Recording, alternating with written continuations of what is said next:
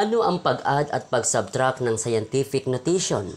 Kaya tapusin nyo lamang ang video ito hanggang sa dulo upang kayo ay mayroong matutunan. Bago tayo magsimula, tayo muna ay mag-pray. Dear God, as we begin this lesson today, we thank you for the gift of learning and the chance to explore the world around us. Please be with us, guide our minds, and help us to understand and remember what we learn. Bless our teachers and make this time of learning fun and exciting. In Jesus' name, we pray, Amen. Doon ating nang simulan. Ang ating given number 1, 3.2 times 10 the power of 4 plus 2.9 times 10 the power of 4. Take note, kapag ang kanilang exponent ay the same o magkapareho, kukopyahin lang natin lang exponent, okay? So, i-add lang ang coefficient, then copy the exponent. Okay, ganito po. 2 plus 9, that is 11. Bring down 1, carry 1. So, 3 plus 1, that is 4. Plus 2, that is 6. Then, naka-align yung kanyang decimal point. Ilagay dito, 6.1. So, ito ang final answer. 6.1 times in the power of 4. Yan po ang kanyang answer. Next, number 2. Ang given natin ay 2.3 times 10 the power of 2 plus 1.11 times 10 the power of 3. Okay, so ang ating gagawin, magkaiba po yung kanilang exponent. Ing lang rewrite ito. Ngayon, yung exponent na power of 2 ay mag-add tayo ng 1 plus 1.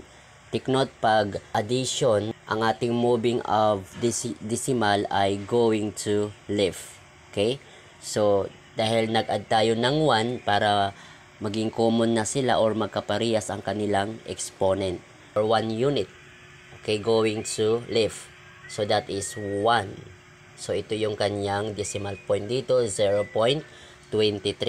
Ngayon, decimal na ang kanilang, common na ang kanilang exponent. So, we are going to add now. Okay? 0.23 plus 1.11. 3 plus 1, that is 4. Then 2 plus 1, that is 3. Then 0 plus 1, that is 1. Then yung decimal point ay naka-align dito. So, ito yung final answer. Equals 1.34. Okay? Times 10 the power of 3. Yan po ang kanyang answer.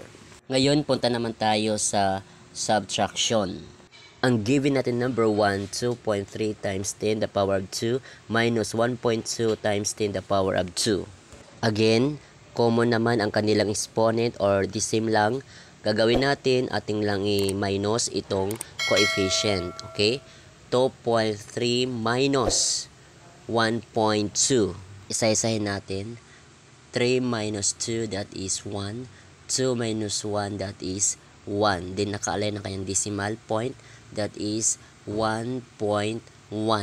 So, ang final answer equals 1.1 times 10 raised to second power or the power of 2. Okay, kinopya lang natin ang kanilang exponent dahil decimal lang naman po. Okay, yan po ang kanyang answer. Next, number 2, ang given natin 6.3 times 10 the power of 7 minus 3.6 times 10 the power of 6. Okay, ang gawin natin, write muna natin itong 6.3 times 10 the power of 7. Ngayon, ipaparehas dapat natin ang kanilang exponent. Dahil ang pangalawa, ito yung power of 6. So, dapat dito sa 7 ay gagawin natin magma-minus tayo ng 1. Okay? So, ganito po. Ngayon, dahil magma-minus tayo, so minus 1 tayo. So, ang ating pag-move ng decimal point ay going to right. Okay? That is, dahil minus 1, so 1 unit to move. Okay? 1. So, ito ay magiging 63. Ngayon, ating nang i-minus ang coefficient na ito. 63 minus 3.6. Add tayo ng 0 para balance siya. Ngayon, mag-subtract na tayo. So, itong 6 ay magbabaro tayo ng isa, magiging 5 ito. Itong 3 magiging 13. Ngayon, babawasan natin, magiging 12. Itong 0 ay magiging 10. Okay? Makapag-subtract na tayo. So, 10 minus 6, that is 4. 12 minus 3, that is 9. Then, itong 5, bring down 5.